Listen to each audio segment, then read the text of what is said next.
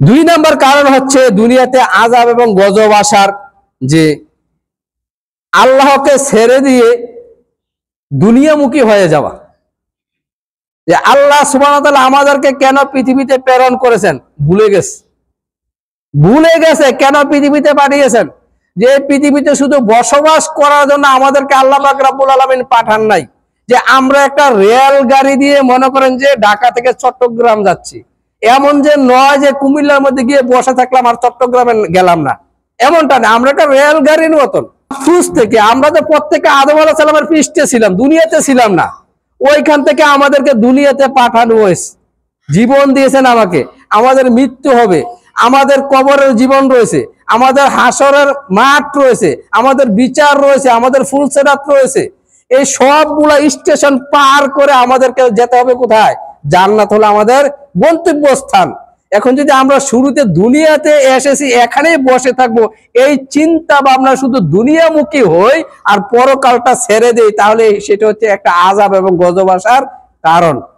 মহান রব্বুল আলামিন বলেন সূরা নাজিয়াত 37 থেকে 41 নম্বর আয়াতে, ওয়া আম্মা মান তাগা, যেই ব্যক্তি সীমা লঙ্ঘন করবে।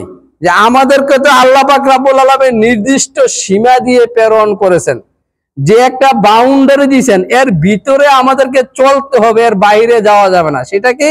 আল্লাহর আদেশ এবং নিষেধ, আর হলো রাসূলুল্লাহ সাল্লাল্লাহু আলাইহি সাল্লামের পথ এবং পদ্ধতি। এটা হলো সীমানা। এই সীমানা মোতাবেক যদি কেউ চলে, ও আম্মা মান তাগা, মহান রব্বুল আলামিন বলেন যে ব্যক্তি সীমা লঙ্ঘন করেছে, ওয়া আসারাল হায়াতাদ দুনিয়া, দুনিয়ার জীবনকে অগ্রাধিকার দিয়েছে, দুনিয়ার জীবনকে সে অগ্রাধিকার দিয়েছে, পরকালকে ছেড়ে দিয়েছে, তাদের জন্য মহান রব্বুল আলামিন বলেন ফা ইন্নাল জাহিমা হিয়াল মাওয়া, অচিরেই তারা জাহান্নামে নিক্ষিপ্ত হবে, অচিরেই তারা জাহান্নামে পতিত হবে। তাহলে দুনিয়াতে যদি মানুষ আসক্ত হয়ে পড়ে, যে দুনিয়াতে চলাফেরা করার ক্ষেত্রে কোনটা হালাল কোনটা হারাম বাছাই করলো না, শুধু পয়সা আর পয়সা আসলে হয়। দেখেন না এখন বর্তমানে যে বাংলাদেশে আইজি যে ছিল, তার শত শত কোটি কোটি টাকা কিভাবে ইনকাম করছে, এখন দেশের সচেতন মানুষ যারা তারা দেখতেছে, এখন তাকে ধরার চেষ্টা করতেছে। দুনিয়াকে কেমন প্রাধান্য দিয়েছে, তার জন্য দুনিয়াতে গজব আসতেছে। মনে করেন দুনিয়াকে কেউ যদি কামড়ে ধরে আঁকড়ে ধরে পরকালকে ছেড়ে দিয়ে, তাহলে ওই ব্যক্তির জন্য আল্লাহ পাক রব্বুল আলামিন জাহান্নাম সৃষ্টি করে গেছেন। ফা ইন্নাল জাহিমা হিয়াল মাওয়া, মহান রব্বুল আলামিন বলেন ও আম্মা মান খাফা, পক্ষান্তরে যে ব্যক্তি ভয় করবে, মাকামা রাব্বিহি, তার প্রতিপালকের সামনে দণ্ডায়মান হওয়াকে। কি ভাবেন যে আমাদের প্রত্যেককে আল্লাহর সামনে হাজির হতে হবে না? প্রত্যেককে আল্লাহর সামনে হাজির হতে হবে। নবী সাল্লাল্লাহু আলাইহি সাল্লাম বলেছেন যে এমন কোনো মানুষ থাকবে না যে যাকে আল্লাহর সামনে হাজির হতে হবে না।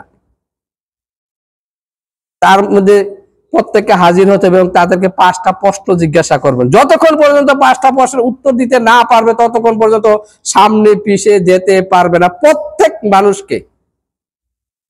তাহলে আমাদের প্রত্যেকে আল্লাহর সামনে দণ্ডায়মান হতে হবে। ও আম্মা মান খাফা মাকামা রাব্বিহি ওয়া নাহান নাফসা আনিল হাওয়া, যে ব্যক্তি তার রবের সামনে হাজির হওয়াকে ভয় করে, ওয়া নাহান নাফসা আনিল হাওয়া, আর খেয়াল খুশির অনুসরণ করে না, যে মনে যা চাইলো তা করে না, সে আল্লাহ এবং তার রাসূলের আদেশ নিষেধ মোতাবেক চলে। যে মনে চাইলো সুদ খাবে, সুদ খেলো না, সুদ খেতে গিয়ে দেখে যে আল্লাহ পাক রব্বুল আলামিন নিষেধ করেছেন, সুদ ছেড়ে দিল। চুরি করতে গিয়ে দেখলো যে চুরি করা পাপ, ছেড়ে দিয়েছে। বিভিন্ন পাপ থেকে বেঁচে থাকলো, সে কুপ্রবৃত্তির অনুসরণ করলো না। মহান রব্বুল আলামিন বলেন ফা ইন্নাল জান্নাতা হিয়াল মাওয়া, অচিরেই ওই ব্যক্তি জান্নাতে প্রবেশ করবে। তাহলে দুনিয়ার আসক্তি হচ্ছে এই পৃথিবীতে আযাব এবং গজব আসার কারণ। মহান রব্বুল আলামিন বলেন সূরা তোহার 124 নম্বর আয়াতে, ওমান আরাদা আন যিকরি ফা ইন্না লাহু মাঈশাতান দানকা, যে ব্যক্তি আমার জিকির থেকে, আমার কোরআন থেকে, আমার দ্বীন থেকে, আমার ইসলাম থেকে মুখ ফিরিয়ে নিবে, ফা ইন্না লাহু মাঈশাতান দানকা, দুনিয়ার জীবনটা আমি তাকে সংকীর্ণ করে দেব।